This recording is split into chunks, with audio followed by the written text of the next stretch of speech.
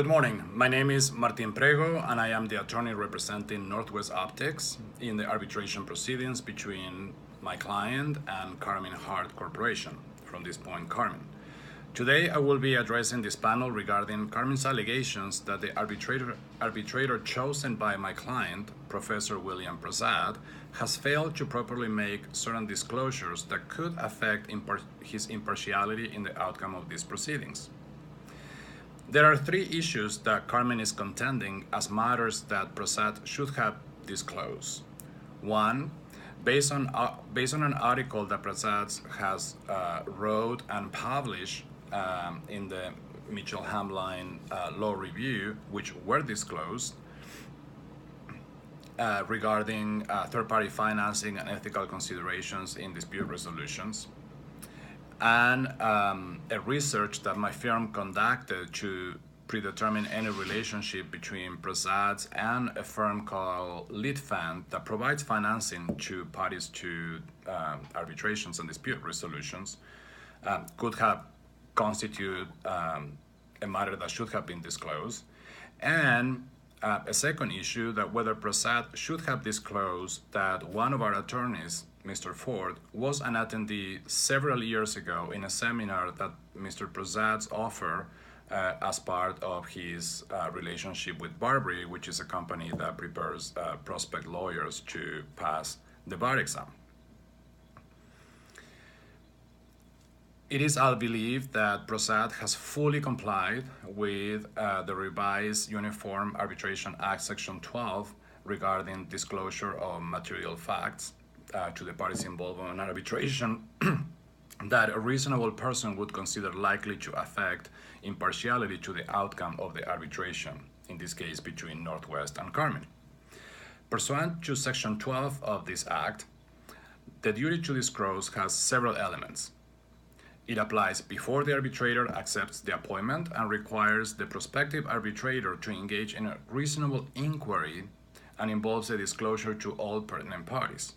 The disclosure consists of any known facts that a reasonable person, again, might think could affect one's ability to assess the submitted matter impartiality.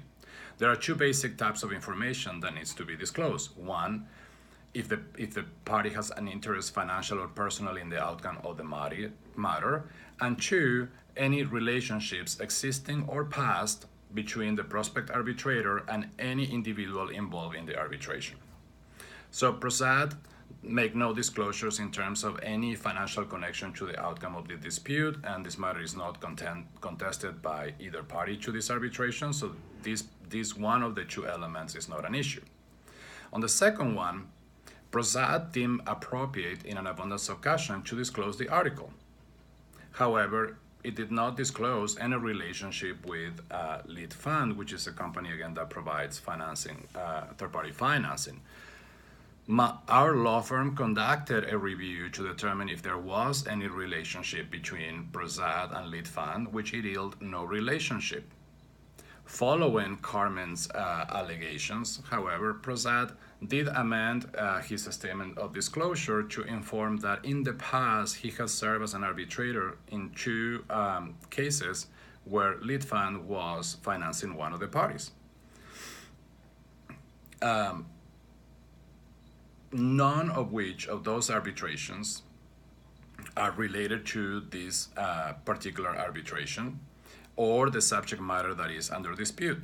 So a reasonable person would conclude that this disclosure was, one, immaterial to Prasad's impartiality and therefore unnecessary.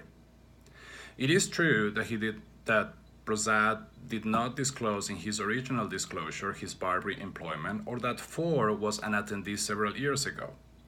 The drafting committee deleted the word any personal existing or past relationships for a personal relationship. Why?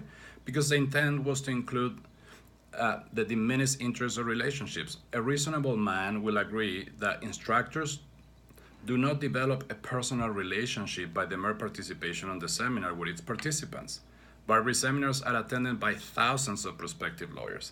Any reasonable person will agree that a presenter will barely even remember the names of people attending the seminar. The rule calls for disclosure of non-facts. it is reasonable that Prasad did not remember one, forced attendance, and furthermore, notwithstanding that presenter's attendee does not constitute as a personal relationship, it would be unreasonable to expect that Prasad or any prospective arbitrator in a similar situation will check the list of past attendees and then identify a possible match. Notwithstanding that neither past funding to two unrelated arbitrations nor a diminished contact between Ford constitute any grounds to challenge Prasad's impartiality. Prasad, in an abundance of caution, however, amended his disclosure and included this information. Therefore, and in conclusion, because Prasad has properly fulfilled his disclosure duties under Section 12, and neither has any personal or financial interest on the outcome of this arbitration, nor a material relationship to any party involved in this proceeding, we ask this arbitration panel to reaffirm his impartiality. Thank you.